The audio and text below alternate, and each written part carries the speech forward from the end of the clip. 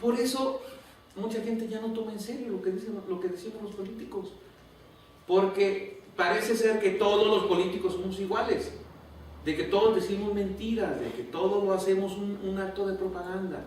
Entonces, al fallar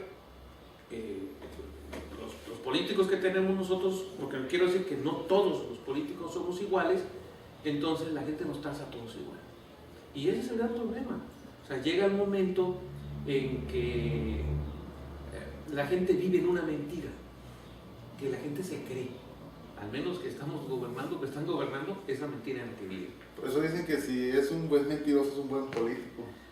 Porque esa es la idea que la gente tiene de los políticos, porque es la idea que nos han metido en los últimos años los políticos, que han basado su carrera en el uso de los medios, en el uso de la propaganda, en decir que todos estamos bonitos, en presentarte muy guapo en la televisión, pero realmente atrás de eso no hay nada. Entonces, obviamente dicen, pues sí, eres mentiroso, pues eres un político. Entonces ese es un problema. Debe ser una mentira creíble y hacerla que parezca... Y hacerla que parezca verdad. Que parezca verdad, para que la gente se la crea. Ese es el gran problema. Digo, yo no todos los políticos son iguales o somos iguales. Creo que hay políticos que tienen buenos propósitos y también trabajan para ello, pero quizás ahora se cuenten con los dedos de la mano. ¿Cómo ven desde México el problema de seguridad de aquí de Nayarit? ¿En todos los estados, en todo el país está igual o en algunos hay más violencia que en otros? No, hay estados que la violencia se ha acentuado, Nayarit es uno de ellos, porque aquí no había problemas de violencia. Entonces de repente saltar de 20 asesinatos violentos a más de 300, pues es un salto muy grande en torno a la violencia. Este tema es un tema delicado porque no es algo que se haya generado de la noche a la mañana. O sea, paulatinamente esos grupos armados se fueron instalando en nuestro estado y alguien los protegió, alguien les dio impunidad, alguien permitió que trajeran las armas y las concentraran, sobre todo en la ciudad de Tepic. Y cuando se generan los problemas a nivel nacional de la lucha entre los cárteles, generado también por la política, yo digo, errónea que el presidente Calderón tuvo desde el principio de su gobierno, eso provocó la lucha entre los cárteles y la lucha entre los grupos delictivos que ahora los tiene peleando por el control de los lugares. Entonces, no solamente es responsabilidad federal o responsabilidad de los grupos delictivos que se pelean en las plazas, sino que también hay una responsabilidad de los gobiernos donde se instalaron dichos grupos que permitieron, yo digo ahora que ha habido balaceras, ha habido granadas, que han detectado cuando rompen casas de seguridad, decenas de fusiles, decenas de miles de cartuchos, pues ¿por dónde pasaron? Que la gente no veía que había gente armada en su barrio, o sea, que no se veían cosas extrañas, o sea, que la policía no está para eso precisamente. Entonces, este problema de inseguridad ha sido un problema que fue rebasado gracias, una de dos, o a la complacencia activa de las autoridades o a que se hicieron de la vista gorda. Entonces no es posible que se pierda el control del territorio tal como se perdió en Tepic en los últimos años. Entonces, cierto, puedes decir, es un problema de la lucha entre bandas, sí es cierto, pero es un problema de que jamás detectaron que había grupos armados en la ciudad de Tepic. Entonces, a mí me preocupa mucho que esta vorágine de la violencia pueda hacerse más grande, no pueda detenerse porque no pudieron detenerla aquí. Sí, la dejaron crecer y este presidente Felipe pues la quiso combatir y pues está saliendo algo caro, ¿no? Sí, están muriendo varios inocentes. Pero la quiso combatir, yo creo que es una estrategia, ¿no? La quiso combatir lanzando primero al ejército en una estrategia, otra vez lo digo, más de propaganda que de realidad. Fíjate, ¿cuál es la diferencia? Los americanos, que por cierto han hecho muchas cosas en los últimos días a nuestro país, los americanos tienen muy claro, porque tienen labor de inteligencia, labor de inteligencia significa labor de información, en diferentes lugares de los Estados Unidos.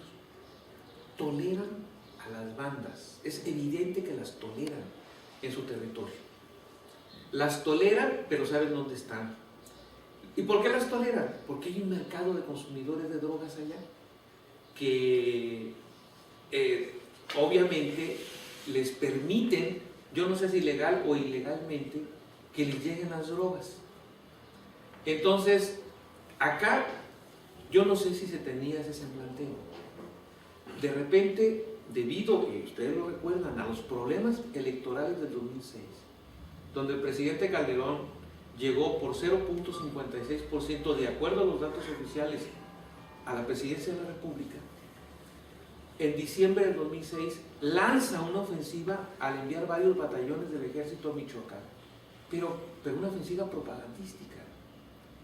Se van las tropas, se ven en la televisión, se lanzan contra los pueblos donde supuestamente había cárteles del narcotráfico y genera un ambiente de guerra que luego provocó que los carteles se armaran todavía más y con armas más poderosas y empezaran a detener capos o a matarlos, y luego provocaron con ello la decisión de las diferentes bandas, y eso provocó la guerra sin cuartel que está ahora.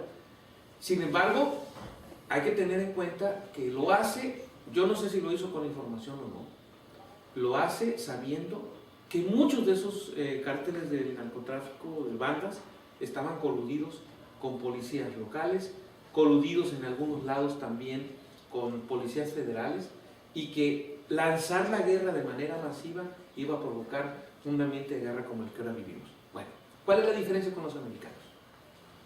Matan al agente Zapata en San Luis Potosí, al que venía de la frontera rumbo al Distrito Federal, que era un agente de la agencia, de una de las agencias americanas. Lo matan.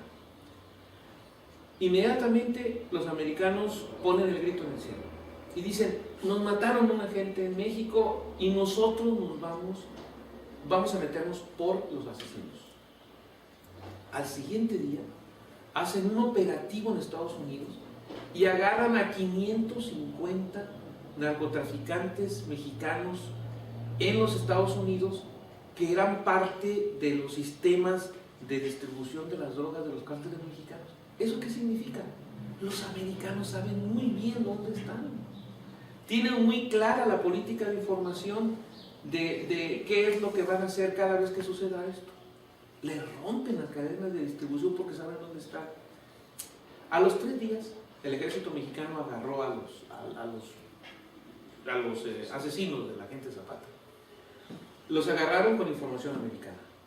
Los americanos se metieron, no sé cómo, a lo mejor con los aviones no tripulados, a lo mejor con algún tipo de acción armada o no, y supieron dónde estaban, los ubicaron y mandaron al ejército mexicano por él. Lo agarraron, pero además supieron el arma, quién la traficó, quién la fabricó y dónde la compraron. O sea, a ver, ¿eso qué quiere decir? Por un lado, la guerra en México fue lanzada con objetivos propagandísticos y ahora ya no se puede detener. Oye, pues una guerra se sabe cómo empieza, pero nunca se sabe cómo termina. Y lo que está sufriendo la población civil ahora, muertos de la población civil, gente inocente que ha caído, es producto de una fallida estrategia de combate al narcotráfico. Mientras que en Estados Unidos los controlan, van sobre ellos, detienen sus canales de distribución, en México lanzamos una guerra a las calles, no se tocan los cerebros financieros, no se tocan los contactos internacionales, no se avanza en términos de ahorcar financieramente a las bandas y a los grupos delictivos, entonces van a seguir operando.